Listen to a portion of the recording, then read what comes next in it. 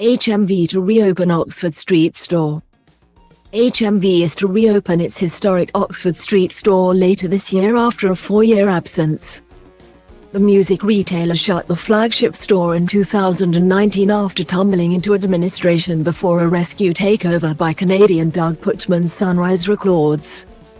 The site, where HMV opened its first shop in 1921, has been operating as an American sweet shop since the closure.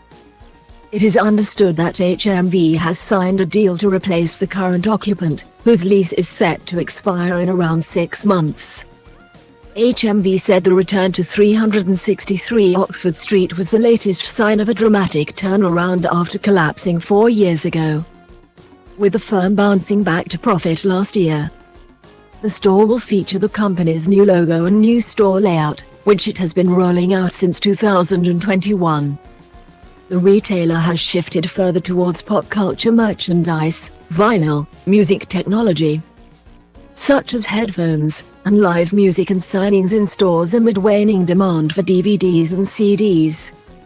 HMV said it will have brought the concept, which it dubs HMV Shop, to 24 new sites and 14 existing stores by the end of the year.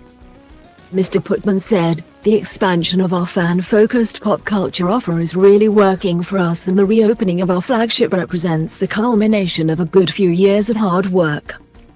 We are also opening stores in Europe this year, so while it is the culmination of one phase of work, more excitingly we see it as the launch pad for an exciting new era for HMV."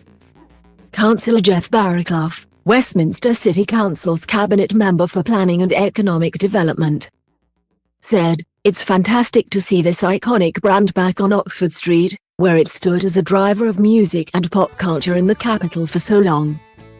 It's also particularly pleasing it is replacing one of the many US candy stores which sprang up during the pandemic. It comes days after the boss of Marks & Spencer described the landmark shopping street as a national embarrassment." Stuart Machin, chief executive of M&S, said in a letter to the Evening Standard, "The High Street, which is meant to be the jewel in London's crown today, is a national embarrassment. With the proliferation of tacky candy stores, antisocial behavior and footfall remaining in the doldrums, 11% down on pre-pandemic levels,